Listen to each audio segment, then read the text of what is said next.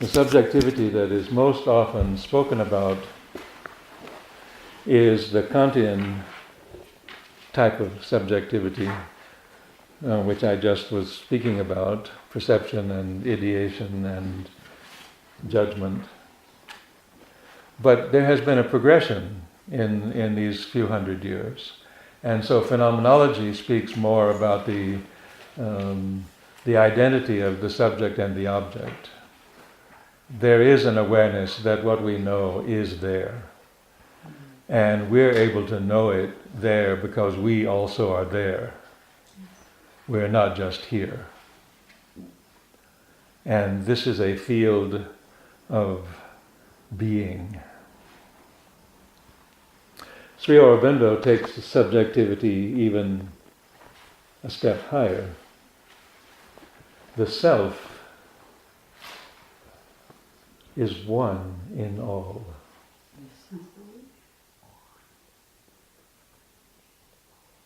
This is really the experience that we want to have, not the philosophical idea, but this energy of transference of consciousness to the universal rhythm and the disappearance of the ego self. That's the yogic movement. And then subjectivity means the essential energy of everything that can be perceived as oneself. And this is not mental, and it is not the ego. It is the self, knowing directly what it knows because it is that. So this is radical subjectivity.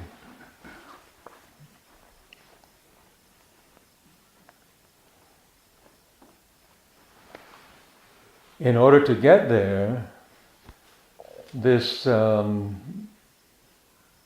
movement from the physical, vital, mental to the over-mental chakra is useful because that's the source of knowing. And even beyond that, there is the unknowable source of knowing. But there are levels. So everything is coming into existence from a universal plane of knowing, which is not just knowing, it is the essential energy of the things that exist. It has a source. And if we tune into that source, first of all, we experience that overhead chakra as an unspecific, vast realm of potential. So that everything that happens to us and everyone all the time is that creative flow. If we don't put a frame around it and make a judgment about it, we can just feel everything as a product of that universal rhythm, and that's a very liberating, creative way to be. But it's just the beginning of an opening into the knowing of the origins of things, divine entities, of which this material, vital, mental world is a changing field of forms. So the teaching in the next part of this, Sapta Chatusthaya, is called Shakti Chatusthaya. We heard a little bit of it. Virya, Shakti, Chandi Bhavaha, Shraddha. And I want to read the definition of each of these terms.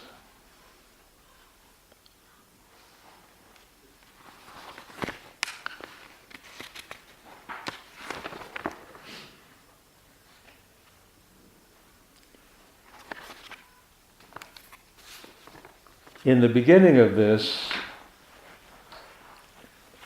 Sri Aurobindo is identifying the typical expressions of the human being as expressions or developments of virya. Virya is not really virility, but expression of character, strength of character, force of character, essence of character. And he identifies 4 fundamental types of that. Strength of character expresses itself in 4 typical ways in humanity.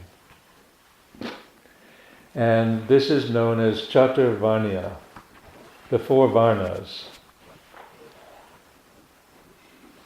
And I had said already that it's useful to know this because if we universalize our consciousness, we will see and understand these types to actually be there in humanity everywhere. And then we're not, if we see that, then we're beginning to universalize ourselves, our consciousness. Yeah. So, it goes like this. By virya is meant the fundamental swabhava shakti. Swabhava means the nature of the self, or soul.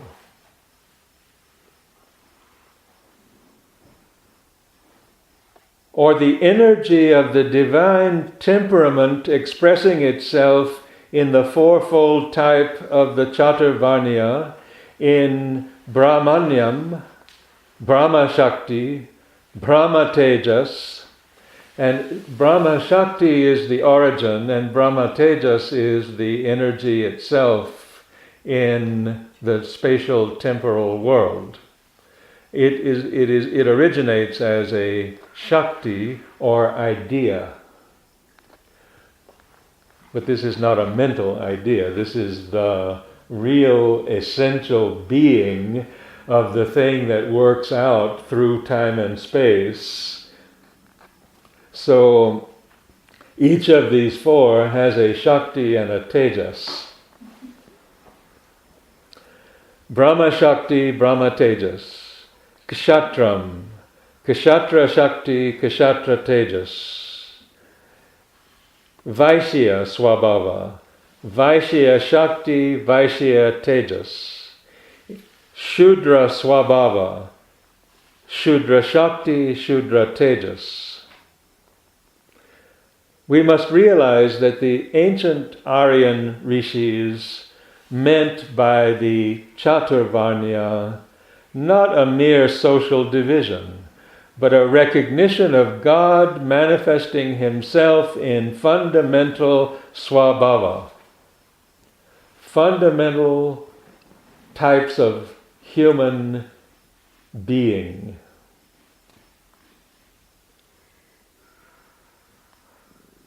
Which our bodily distinctions, our social orders, are merely an attempt to organize in the symbols of human life, often a confused attempt, often a mere parody and distortion of the divine thing they try to express. Every man has in himself all the 4 dharmas. Dharma is another word for the law of the self, swadharma, swabhava. But one predominates.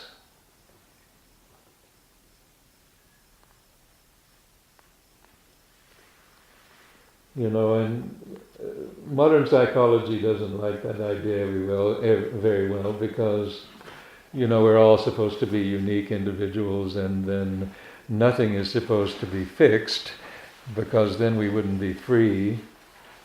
And so then nobody really knows who they are. They just kind of move about randomly in life and try to figure it out all the time.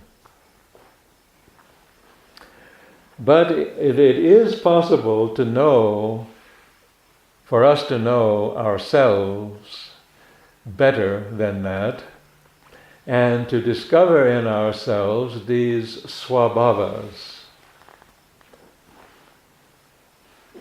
So it helps us to know about that from a personal point of view also. No Brahmana is a complete Brahmana unless he has the Kshatra Tejas in him, the Vaishya Shakti, and the Shudra Shakti. But all these have to serve in him the fullness of his Brahmanyam.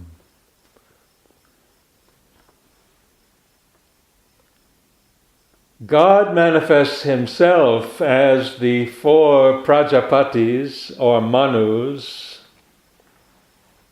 and each man is born in the Ancha or Amsha of one of the 4. Every individual soul is an expression of one of these 4 types of the divine manifestation in humanity.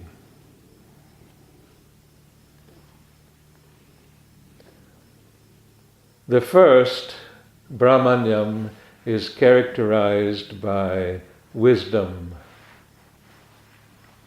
knowledge, understanding,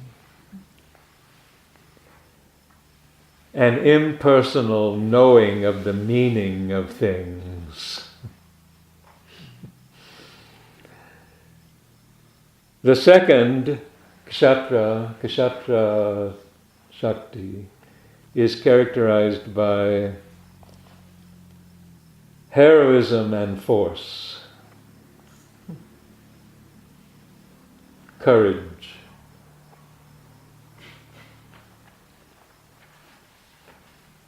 action.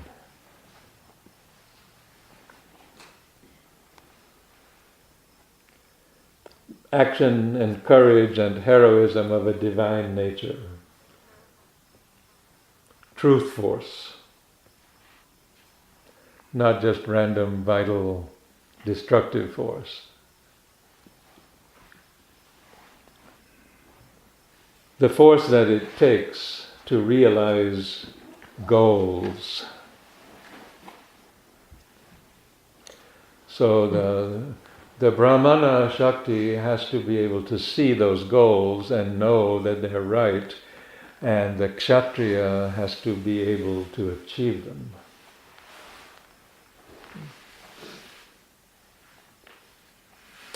The third type, Vaishya Shakti, is characterized by dexterity and enjoyment, flexibility and appreciation of the right ordering of goods, delight in things, and the making the best out of things, impersonally for the good of all. So this is known commonly as the commercial production and distribution and enjoyment and appreciation of the things that are necessary for a full life. The giver, the provider.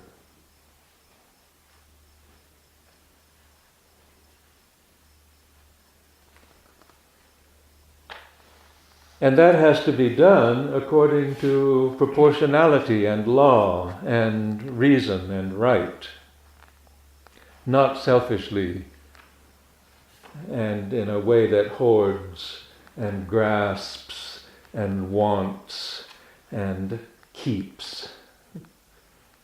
That's the perverted side of it.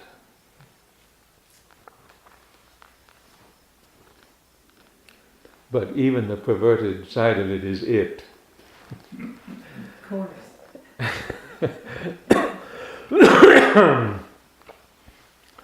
And the fourth varna, Shudra Shakti, is characterized by work and service. So someone has to move the stuff from one place to the other. Harvest the crops. That person doesn't have time to distribute them or to enjoy them very much because that person just serves the well-being of people and things through work. So we can see all of these in ourselves, and it's even in a situation like this where everyone is helping to organize the flow of things, doing things. Fortunately, we don't have to do very much, but we can concentrate more on the Brahmana Shakti. But still, we are all doing things, and in order to do things, we have to have the things to do. So we did some organizing in order to have the things that we need to move around. And in order for that not to be chaotic, there had to be some sense of order, a schedule, a purpose, a time, some boundaries. And all of that serves the higher purpose of knowledge and higher psychological development.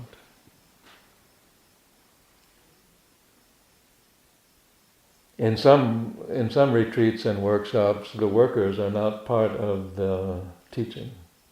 They're just brought on site to prepare the food. And some other people come from some other town and organize the workshop. And the teacher sits over there on the podium. And so all of these are there, but they're not integrated.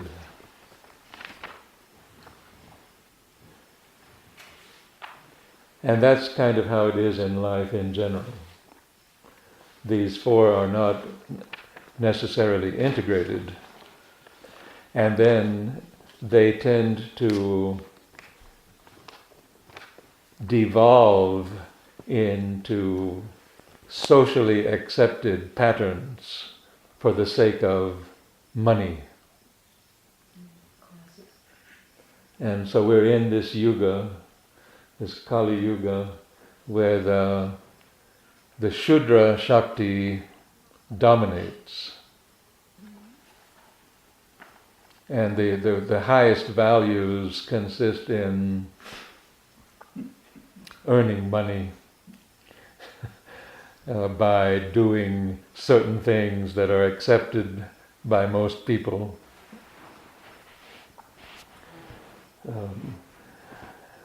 And whether there's wisdom in it or not isn't often a big consideration. And as far as the regulation of things go, well, we've got the laws, we've got the procedures, we follow them, and but if we take into our view the whole, then we can see that even here and now in this world that we inhabit, those same four types and principles are fully present in forms that are temporally appropriate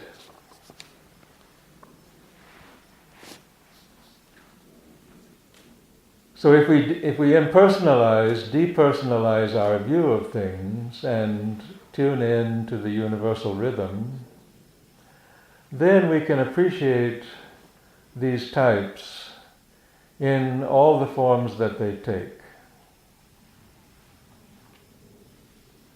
as expressions of the divine in the conditions of the 21st century human manifold.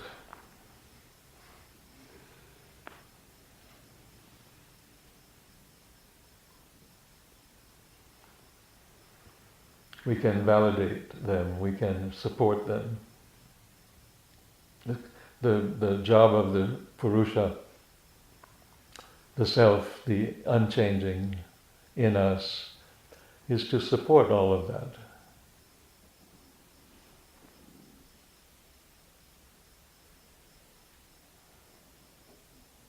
And it becomes easy to support it if we are in tune to the divine essence in it.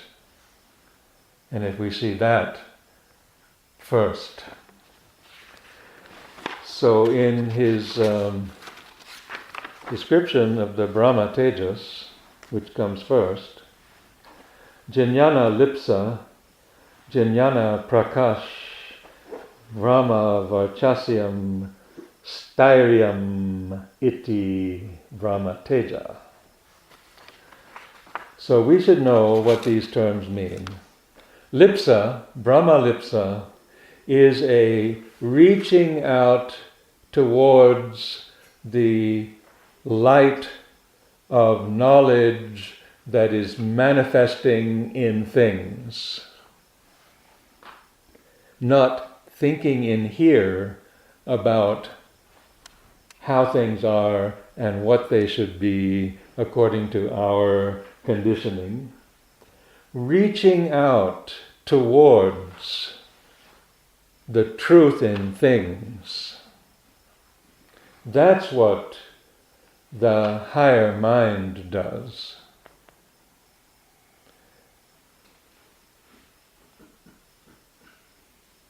This divine, desireless reaching out of Brahman in personality to Brahman in the object. This is the new sense which Lipsa acquires in the language of the Purna Yoga.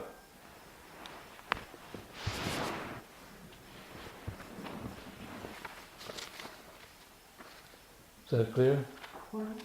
Integral Yoga. Purna Yoga. Jnana Prakasha, knowledge, the light of knowledge, includes both the para and the apara vidya, the large and the small, the great and the mundane, seeing. The knowledge of Brahman in himself, para vidya, and the knowledge of Brahman in the world, apara vidya. Now get this. The yogin, reversing the order of the worldly mind, seeks to know Brahman first, and through Brahman, the world.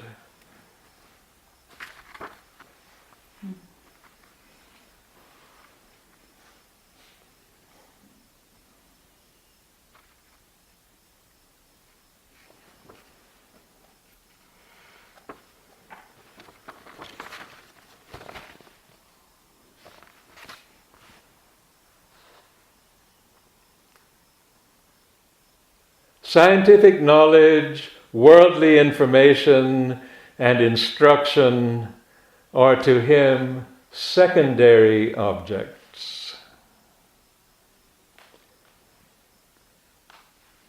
Not as it is with the ordinary scholar and scientist,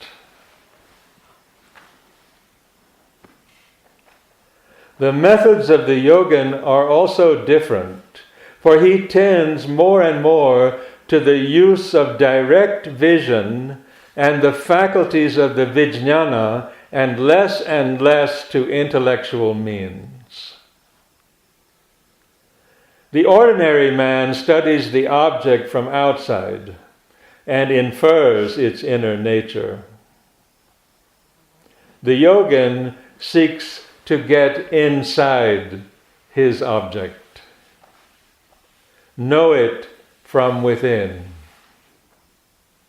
and use external study only as a means of confirming his view of the outward action resulting from an already known inner nature.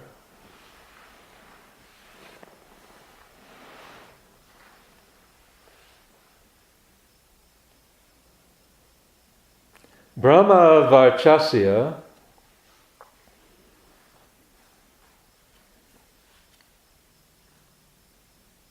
is the force of knowledge working from within a man which tends to manifest the divine light. If we have that knowledge of the inner nature of things, then that knowledge itself is a light. It's literally a luminosity. You know, when we experience in here sometimes the presence of the divine, it is a luminosity out there, and it's also a luminosity vibrating in here. If we can generate enough consciousness of that, then it is reflected in us.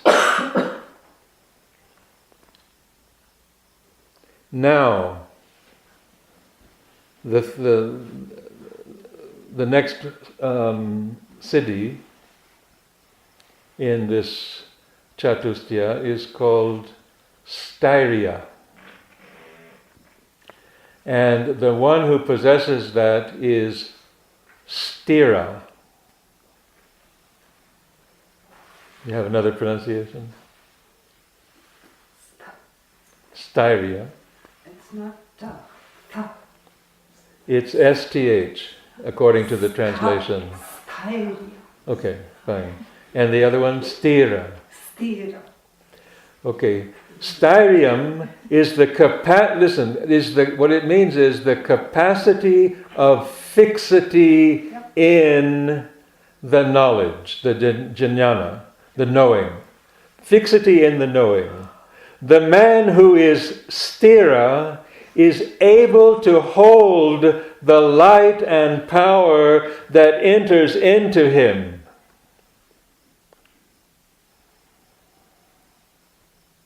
Without stumbling or being dazzled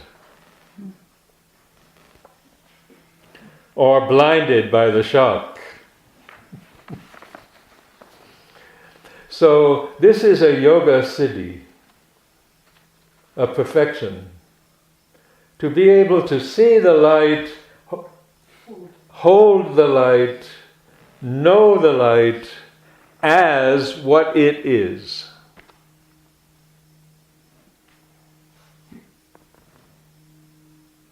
The root word, just for your information, is sta, to hold, and English words like stand, stable, right. all come from the same sound.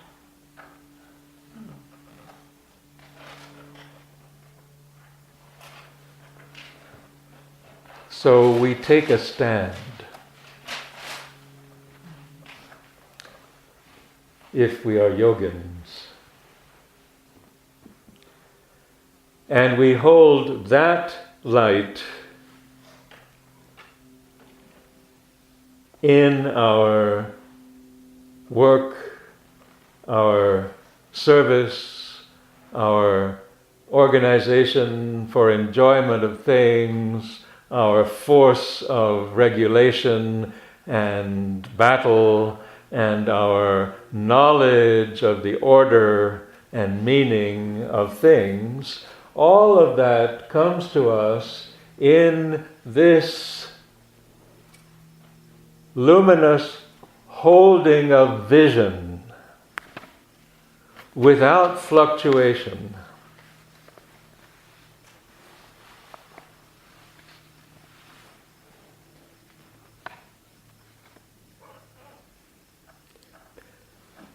Dharana samartyam means fixing the mind and holding the stream of force. And this is also spoken of in the Yoga Sutras of Patanjali. Concentration, it's called, in the most vernacular English term. But this concentration is the concentration of the divine force knowing its being in things, serving its being in things.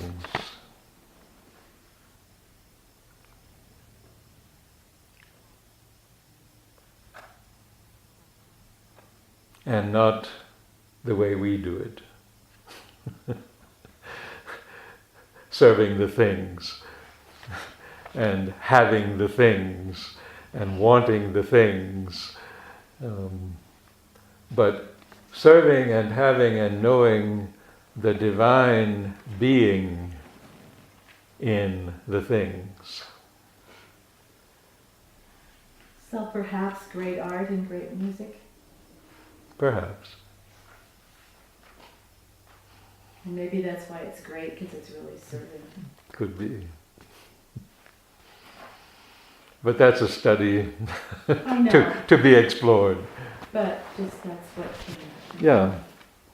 And one of our colleagues in the University of Human Unity is a very highly accomplished musician, and he is interpreting Bach, for example, in all of these terms, and attempting to use this approach to play and interpret Bach.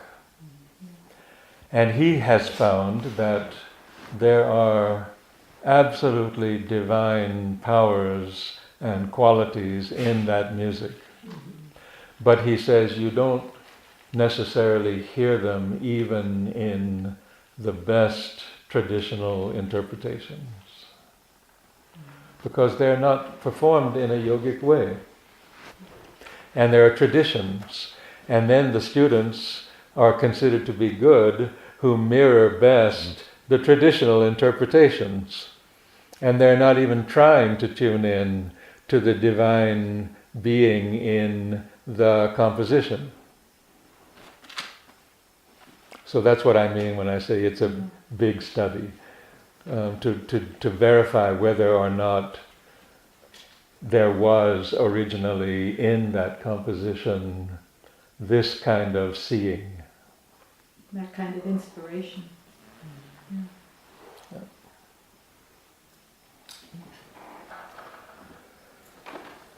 So perhaps we could take another small break and then hear Savitri. Question? Regarding what you're talking about, wouldn't you say, or my thinking of it is, if we have great music, if we have great art, is there a need to prove that it was divinely inspired? The fact that it has existed, it has gone on? But how do you know whether it was divinely inspired or not? Because it's been around for 100 years, or has a big price tag on it, or? No, well, I mean, it strikes me like here we are studying this, and it's pervasive, it's everywhere. Is there any doubt that it's divinely inspired? The question is, do you perceive the divine in it? Oh, okay. Which to me brings up, is there anything that doesn't have that? Is Yeah, there music that doesn't have that in it? Absolutely. But I don't know, that's so nice to me. I guess I'm not following something that you're saying. Could it become a distortion of the divine so that it's still a piece of music? Most music is an unconscious distortion, It's not. which is performed for the sake of vital So pleasure. we're saying there's things in existence that are objects in existence that have been brought forward into existence that are absent of any. Not totally, Well, that's not okay. but that essential self in things is not fully or even That's cool with me. partially succeeding in becoming what it could, because we're in an evolutionary space-time material world. Not even partially. So it is there, but the expression may not express it. I'm just using you use a very provocative example like Walmart and stuff like this, and I'm going to use a provocative examples of contemporary pop music and things like this, but it catches you in some way. There's something. Well, you also have a vital nature that likes to respond to it, which isn't conscious of the Brahman when it's doing that. But there's something, it's not just simply, I mean, isn't that what's in the Bible? The thing that's being said is that nature is not the Brahman. The Brahman is in nature and can be known there. But whether the nature expresses it in anything like an adequate way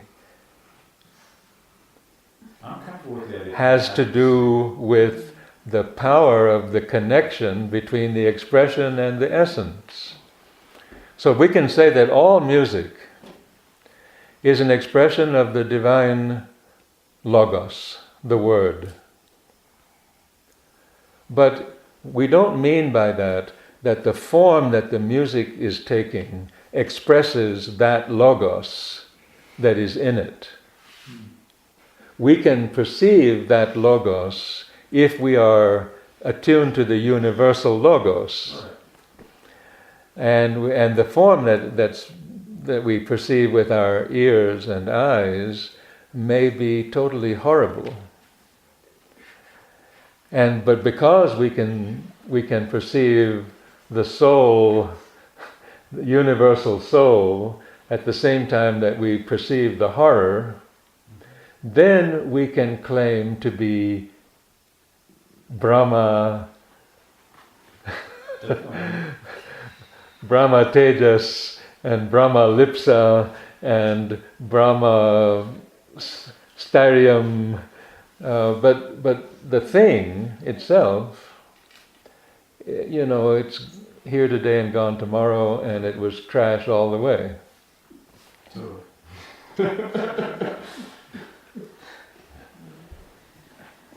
Take that. Yeah. Well, Joseph Campbell talks about those who hear the universe and bring it down, the song of the universe and bring it down. So there have been a few like that. And I think of our avatars too that have come. Yeah, similar.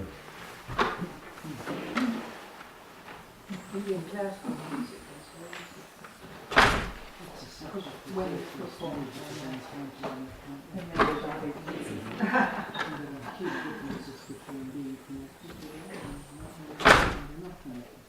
no, I understand. Oh, totally. I'm just, Yeah, it's your position. Yeah. that's kind of mine. I was just trying I to. was going to repair it. Whether there's anything in existence. I was going to repair it, but yeah, you have so much time to do that. That's. Yeah.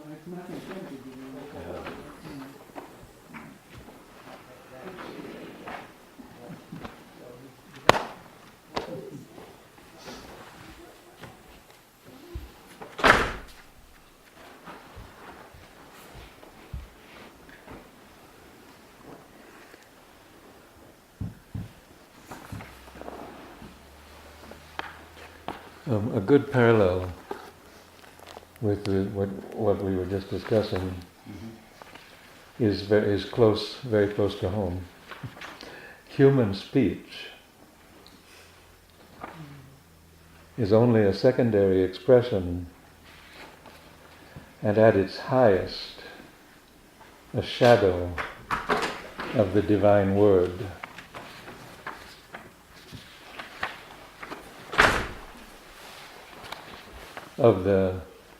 A shadow of the seed sounds, the satisfying rhythms, the revealing forms of sound that are the omniscient and omnipotent speech of the eternal thinker. The highest inspired speech to which the human mind can attain. The word most unanalysably expressive of the supreme truth, the most puissant syllable or mantra can only be its far-off representation.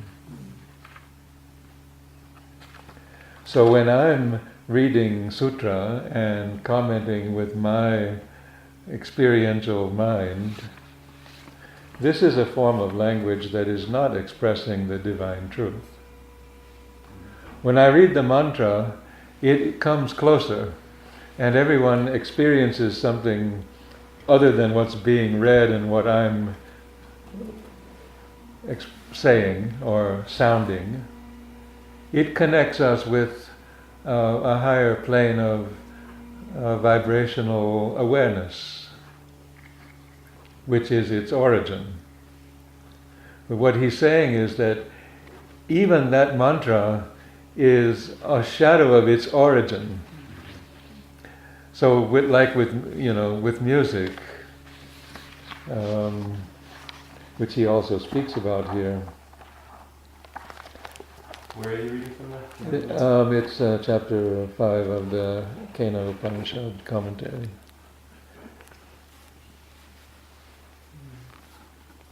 The original divine soul of the music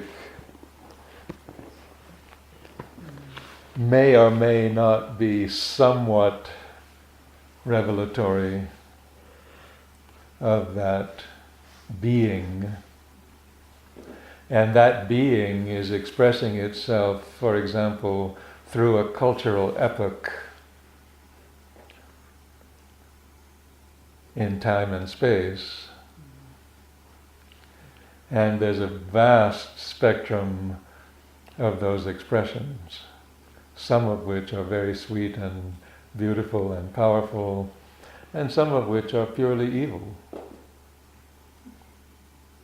and cause people to commit suicide and burn down buildings. So, And if if you you were to look into the heart of those things, it's saying that even at the heart of that we find there being this vision of the Brahman that's not at the heart of those things. Is that what's being said? Or is No. it just a shadow? No, what's being said is that if you have the power to see the Brahman in things, then you will see the Brahman in everything, but the expressions in nature will still be various.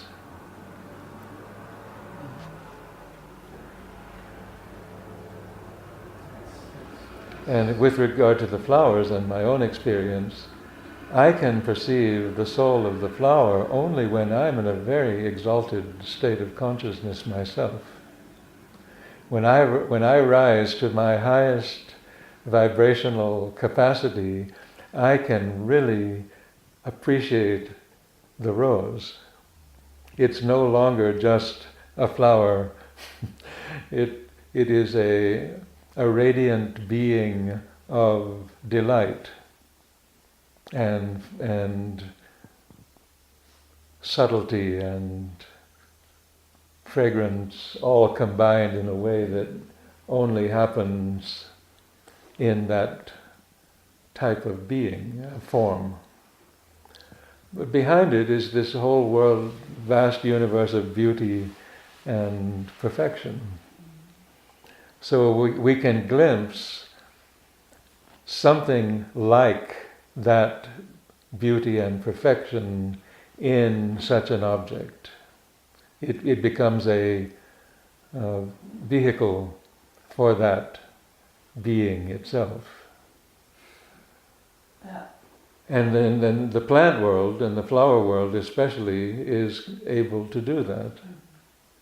What you said, behind that flower is a history of the attempt of something to come through the divine with such intensity and dedication that it produces the rose, which is the spiraling of the flow, and whatever flower you talk about. You know what I mean?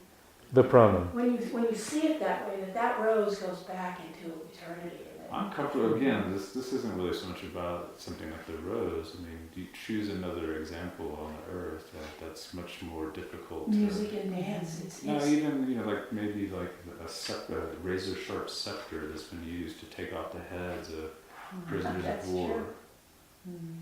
Or things that, these things are very easy. There's other things in existence that kind of actually concentrate you in quite an intense way. Well, the spirit of destruction is divine. And if it's used for good, then you can perceive that the form is closer to an expression of its essence than if it's used for evil. No, we're back on track. I just got provoked for a moment because it felt like there was something that was being expressed, that there were things in existence that were totally devoid of the possibility of connecting with. I don't think I thought that. But yeah, that's why you clarified, but I'm still, so thank you. There's still hope. And so, and the thing that we've been hearing this morning is that for the Brahmana Shakti, for the seer, it is the Brahman that is known in the thing first, and the form and evaluation of the form and mentation is known later, because that person is seated in that consciousness, and nothing is not that, but everything is other than that. So this is the mystery, the para vidya and the apara vidya, which can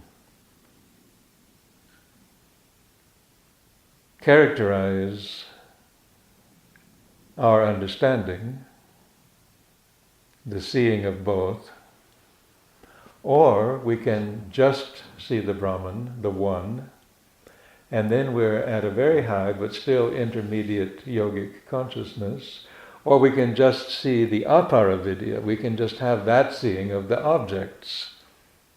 So there are these three possibilities. That the highest, third one, we're told, comes when we have mastered the second one. Could you say the second one again, please? My mind wandered. To see only the one. That's the second one? Yeah. The first one is to just see the object. Right.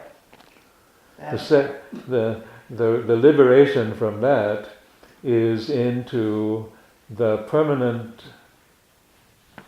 witness consciousness that is liberated from the objects and knows the one. Mm-hmm. And then the third is? And the third is to be the one in the object. I I don't have, but And we're repeatedly being told in Savitri that is a pretty extraordinary realization that is hardly even spoken about in Hindu tradition. But he found some indications of that in the Bhagavad Gita, and then developed it further. You were recording all of that, of course, right? It's going. Yay! So I'm going to resume in the Canto 2 of Book 3, the Adoration of the Divine Mother.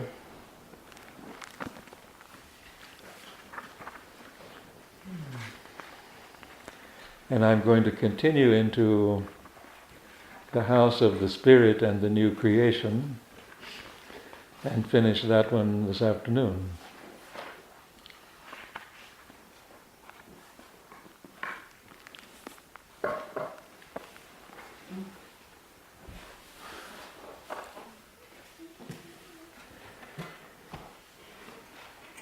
Even while he stood on being's naked edge,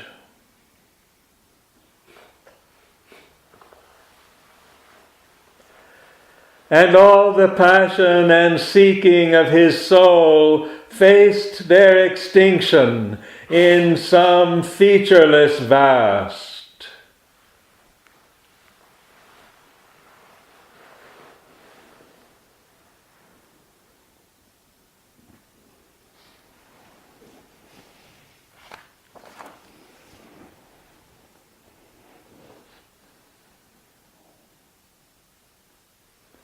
So please remember that to come to this point, it was necessary to come to the end of one's hope and one's search. Because there is then the realization of the unknowable zero, the void, the absolute void. And this is where he's standing. And he has had to abandon all hope, all thought, and be there.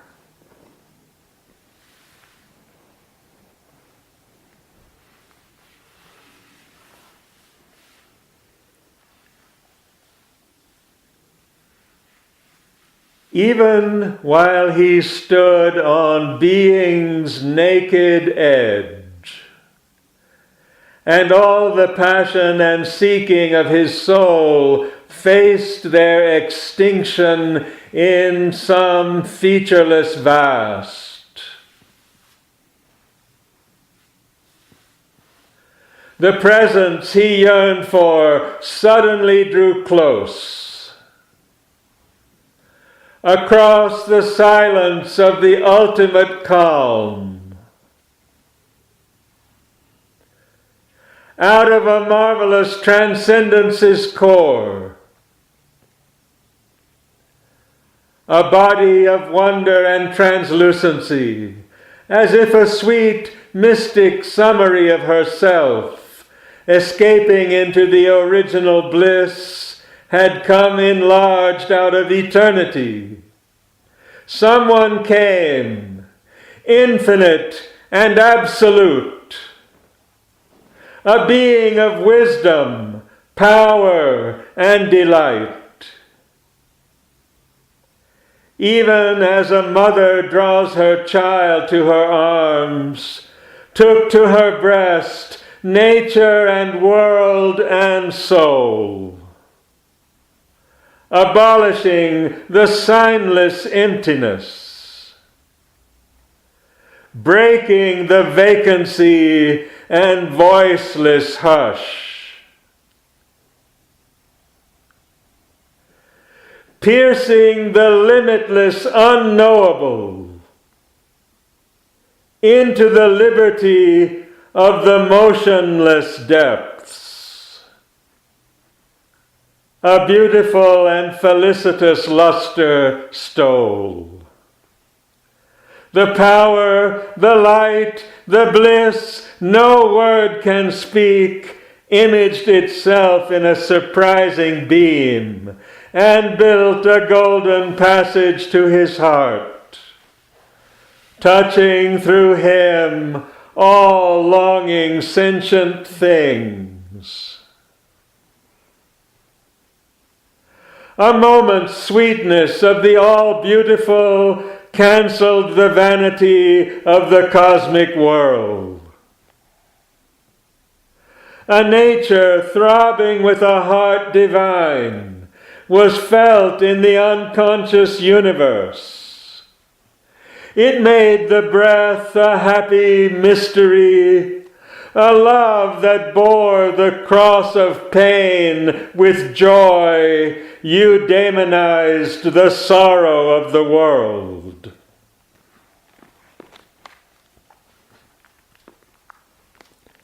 Made happy the weight of long, unending time. The secret caught of God's felicity, affirming in life a hidden ecstasy. It held the spirit to its miraculous course, carrying immortal values to the hours. It justified the labor of the suns. For one was there supreme behind the God.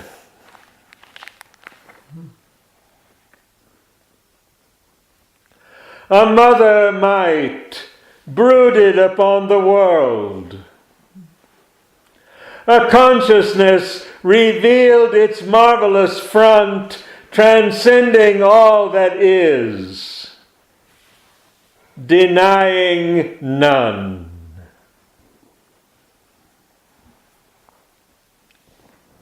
Imperishable above our fallen heads, he felt a rapturous and unstumbling force. The undying truth appeared, the enduring power of all that here is made and then destroyed.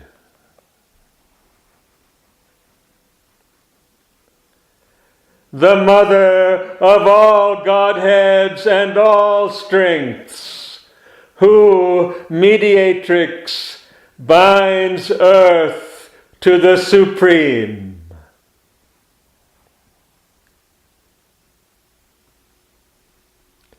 The enigma ceased that rules our nature's night. The covering nescience was unmasked and slain. Its mind of error was stripped off from things, and the dull moods of its perverting will. Illumined by her all-seeing identity, knowledge and ignorance could strive no more. No longer could the Titan opposites, antagonist poles of the world's artifice, impose the illusion of their twofold screen, throwing their figures between us and her. The wisdom was near, disguised by its own works, of which the darkened universe is the robe. No more existence seemed an aimless fall. Extinction was no more the sole release. The hidden word was found, the long-sought clue. Revealed was the meaning of our spirit's birth, condemned to an imperfect body and mind in the inconscience of material things and the indignity of mortal life.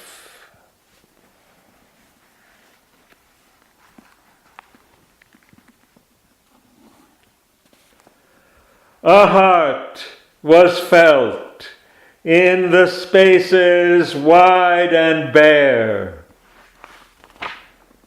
A burning love from white spiritual founts annulled the sorrow of the ignorant depths.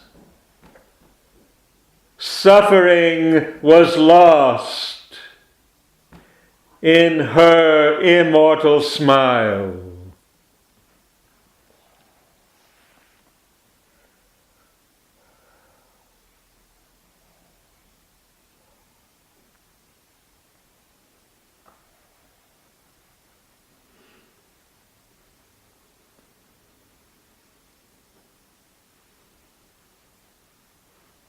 A life from beyond grew conqueror here of death. No, to err no more was natural to mind. Wrong could not come where all was light and love. The formless and the formed were joined in her. Immensity was exceeded by a look. A face revealed the crowded infinite. Incarnating inexpressibly in her limbs the boundless joy the blind world forces seek, her body of beauty mooned the seas of bliss. At the head she stands of birth and toil and fate. In their slow round the cycles turn to her call. Alone her hands can change time's dragon base.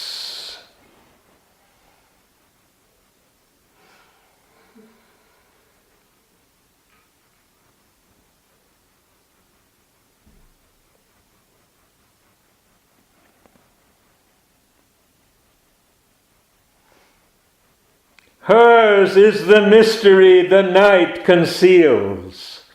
The Spirit's alchemist energy is hers. She is the golden bridge, the wonderful fire. The luminous heart of the unknown is she.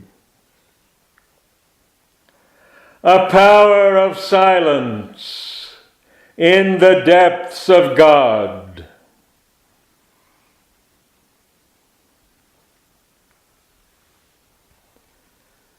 She is the force, the inevitable word, the magnet of our difficult ascent, the sun from which we kindle all our suns, the light that leans from the unrealized vasts, the joy that beckons from the impossible, the might of all that never yet came down.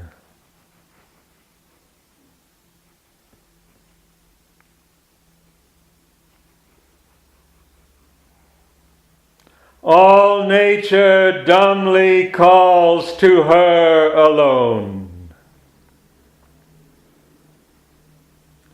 to heal with her feet the aching throb of life, and break the seals on the dim soul of man, and kindle her fire in the closed heart of things.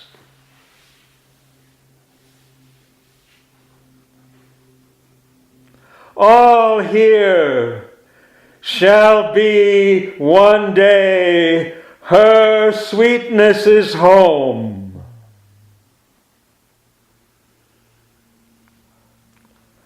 All contraries prepare her harmony.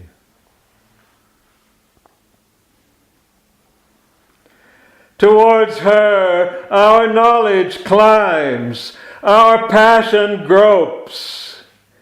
In her miraculous rapture we shall dwell. Her clasp shall turn to ecstasy our pain.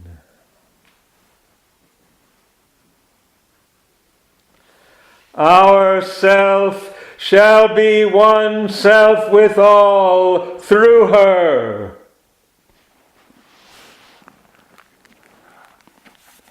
In her confirmed, because transformed in her, our life shall find in its fulfilled response above the boundless hushed beatitudes, below the wonder of the embrace divine.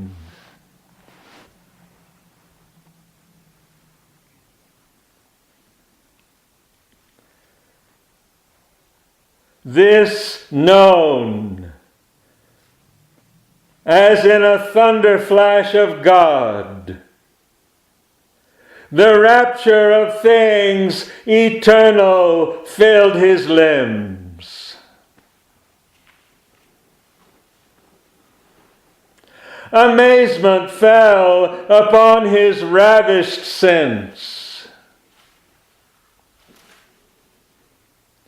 His spirit was caught in her intolerant flame.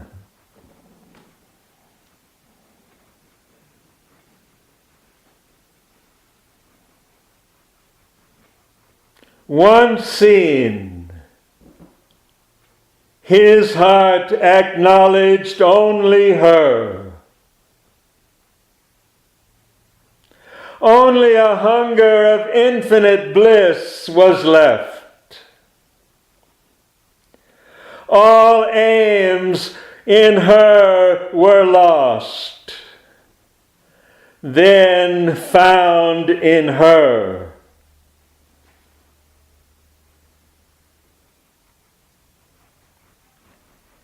His base was gathered to one pointing spire.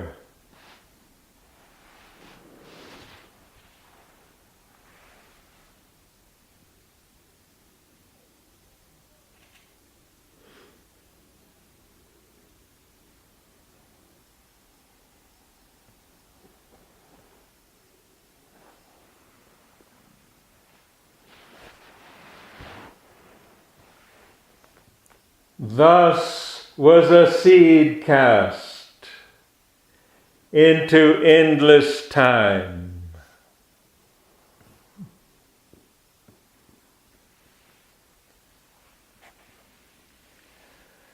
A word is spoken, or a light is shown.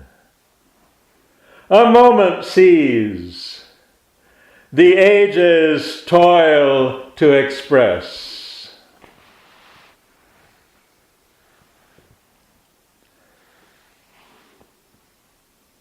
So flashing out of the timeless leaped the worlds.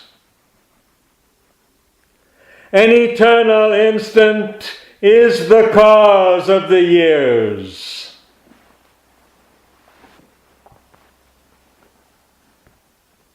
All he had done was to prepare a field.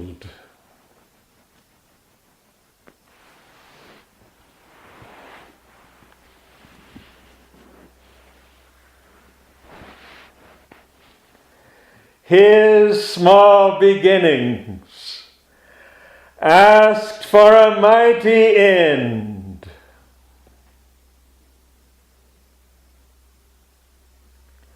For all that he had been must now new shape. In him her joy to embody, to enshrine her beauty and greatness in his house of life.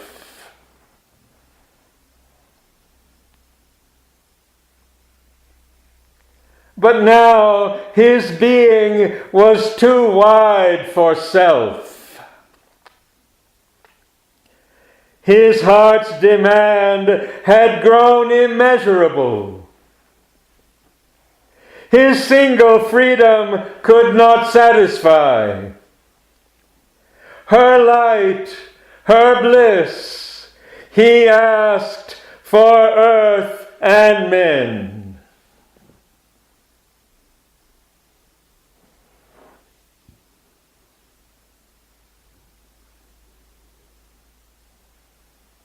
But vain are human power and human love to break earth's seal of ignorance and death. His nature's might seemed now an infant's grasp. Heaven is too high for outstretched hands to seize. This light comes not by struggle or by thought. In the mind's silence, the transcendent acts, and the hushed heart hears the unuttered word.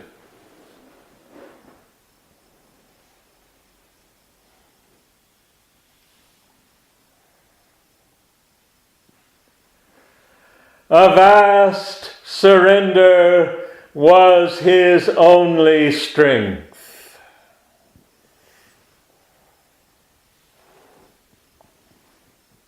A power that lives upon the heights must act. Bring into life's closed room the immortal's air, and fill the finite with the infinite.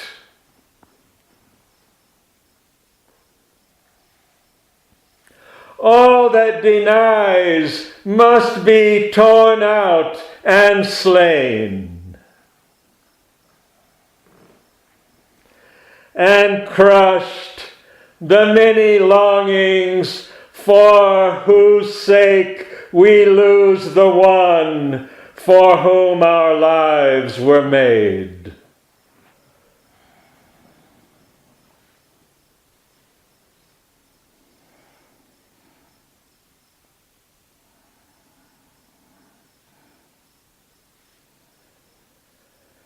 Now other claims had hushed in him their cry.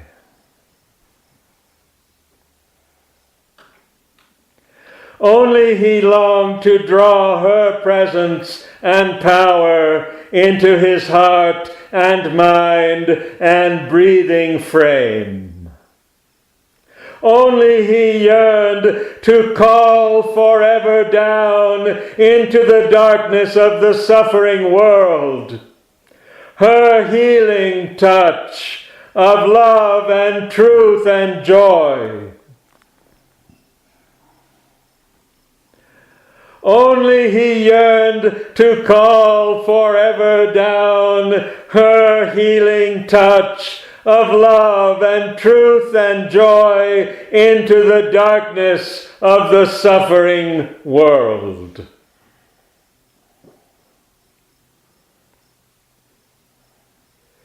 His soul was freed and given to her alone.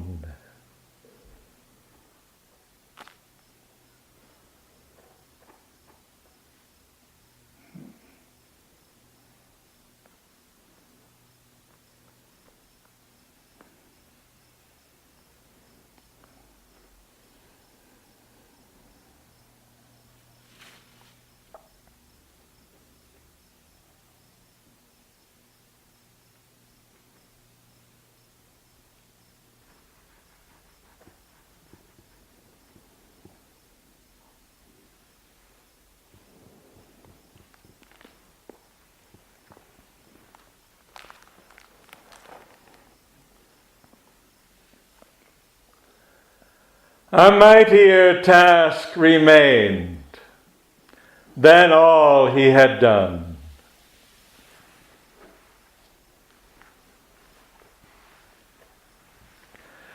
To that he turned, from which all being comes,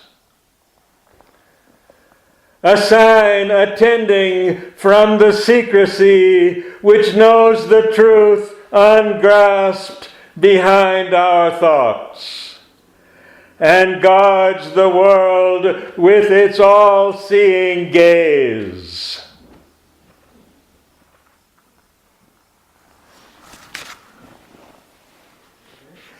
In the unapproachable stillness of his soul,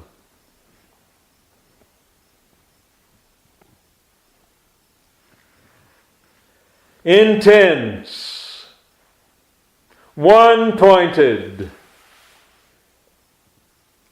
monumental, lone, patient he sat, like an incarnate hope, motionless on a pedestal of prayer.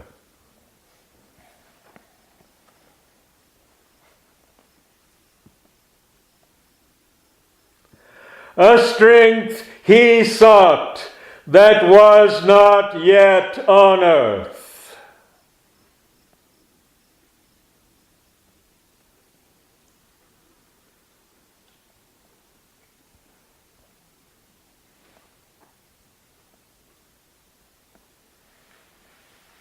Help from a power too great for mortal will.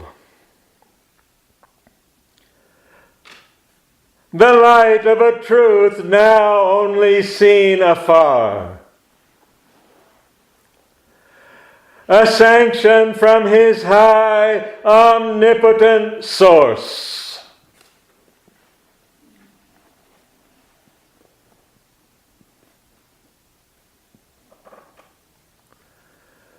But from the appalling heights there stooped no voice.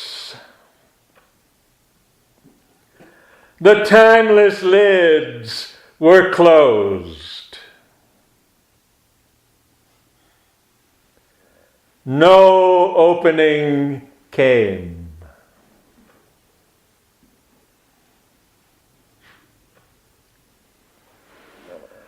A neutral, helpless void oppressed the years.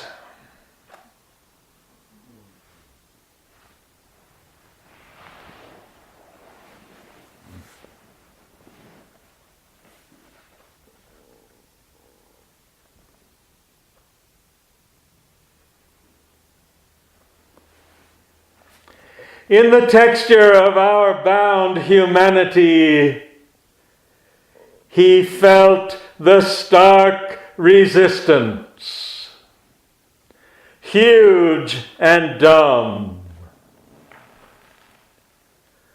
of our inconscient and unseeing base.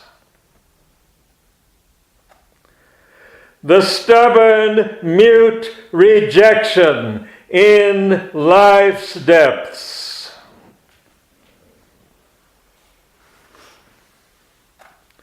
The ignorant know in the origin of things.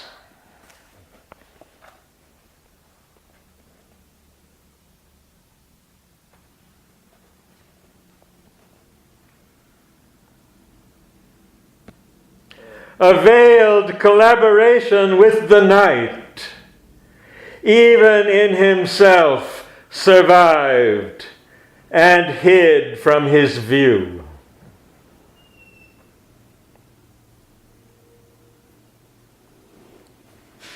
Still, something in his earthly being kept its kinship with the inconscient from which it came. A shadowy unity with a vanished past, treasured in an old world frame, was lurking there. Secret, unnoted by the illumined mind, and in subconscious whispers and in dream, still murmured at the mind's and spirit's choice.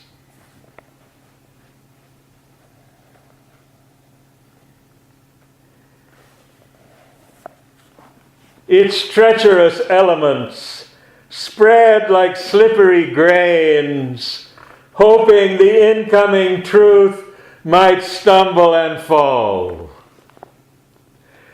And old ideal voices wandering moaned and pleaded for a heavenly leniency to the gracious imperfections of our earth and the sweet weaknesses of our mortal state.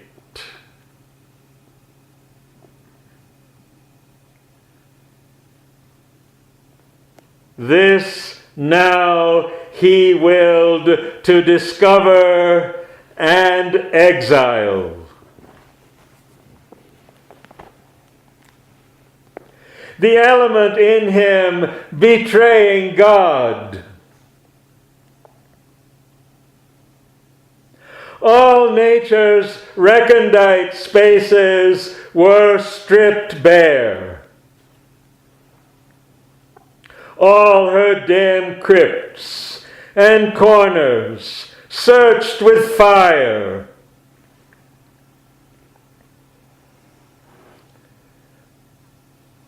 All her dim crypts and corners searched with fire, where refugee instincts and unshaped revolts could shelter find in darkness's sanctuary against the white purity of heaven's cleansing flame.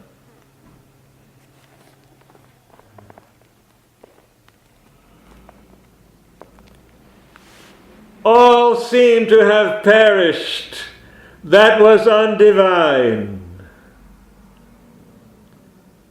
Yet some minutest dissident might escape, and still a center lurk of the blind force. For the inconscient too is infinite. The more its abysses we insist to sound, the more it stretches endlessly.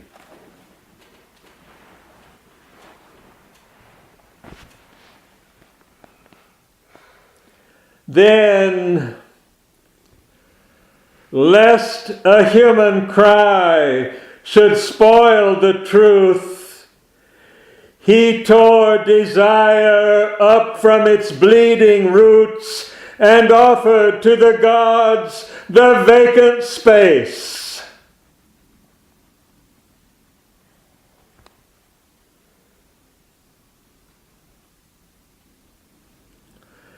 Thus could he bear the truth, the touch immaculate.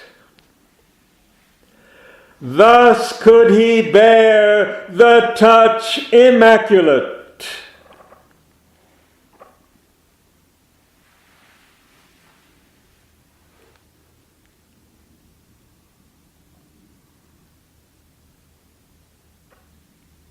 A last and mightiest transformation came.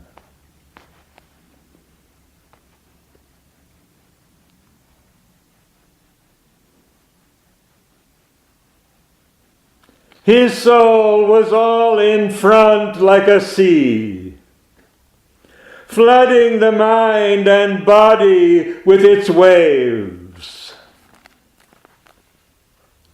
His being spread to embrace the universe, united the within and the without, to make of life a cosmic harmony, an empire of the immanent divine.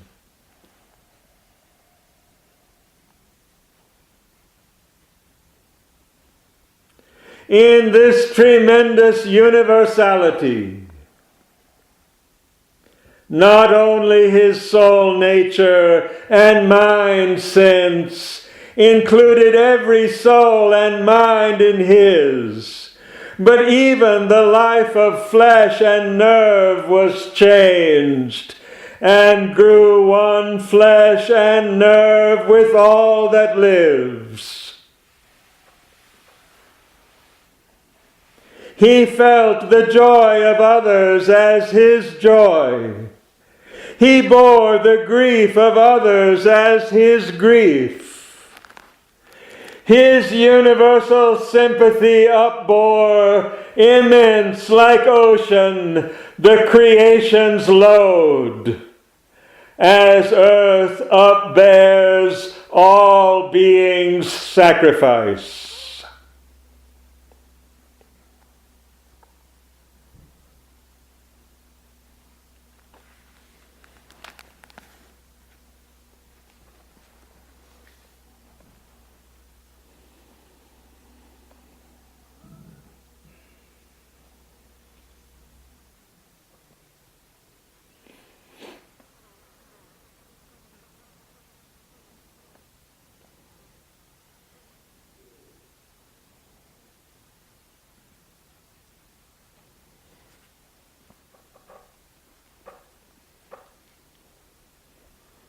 There was no more division's endless scroll.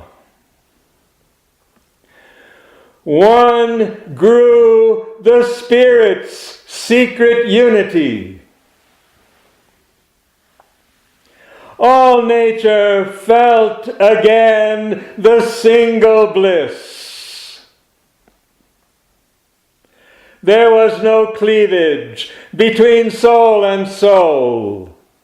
There was no barrier between world and God. Overpowered were form and memory's limiting line. The covering mind was seized and torn apart. It was dissolved. And now no more could be. The one consciousness that made the world was seen.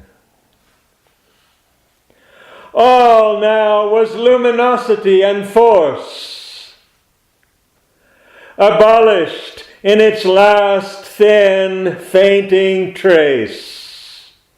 The circle of the little self was gone. The separate being could no more be felt.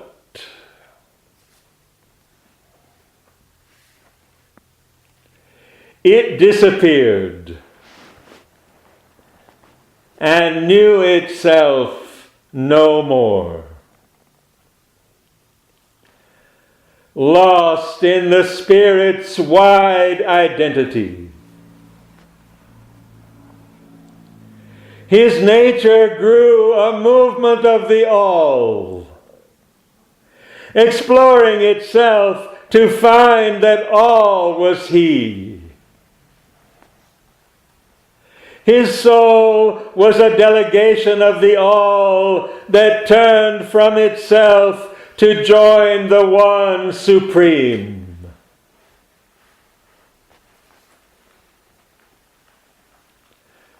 Transcended was the human formula. Man's heart that had obscured the inviolable assumed the mighty beating of a god's. His seeking mind ceased in the truth that knows. His life was a flow of the universal life.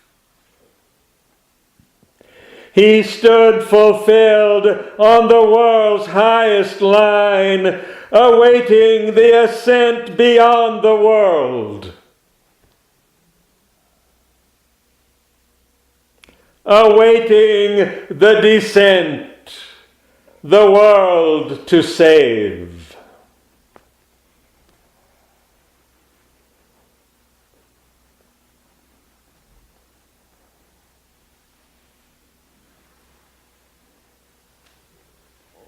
A splendor and a symbol wrapped the earth.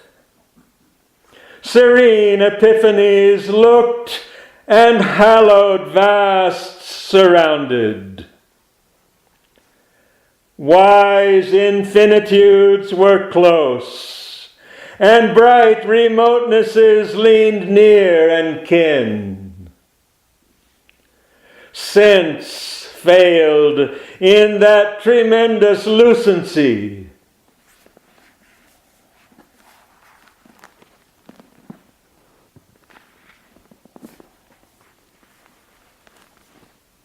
Ephemeral voices from his hearing fell, and thought, potent no more, sank large and pale like a tired god into mysterious seas.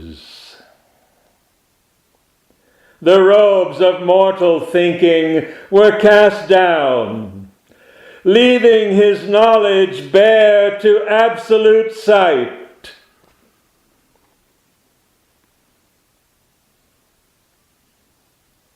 Fate's driving ceased, and nature's sleepless spur. The athlete heavings of the will were stilled in the omnipotent's unmoving peace.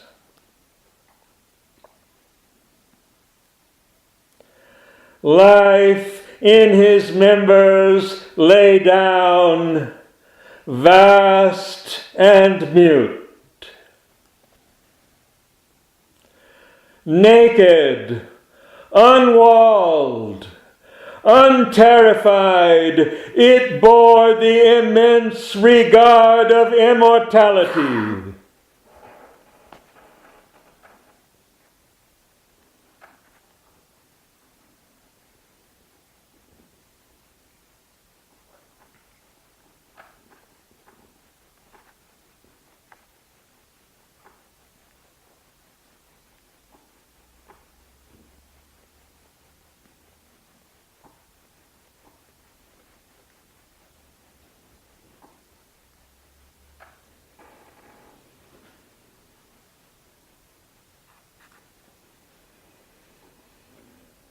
The last movement died,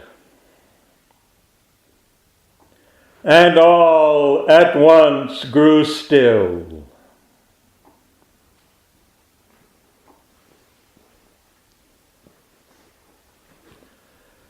A weight that was the unseen transcendent's hand laid on his limbs the Spirit's measureless seal.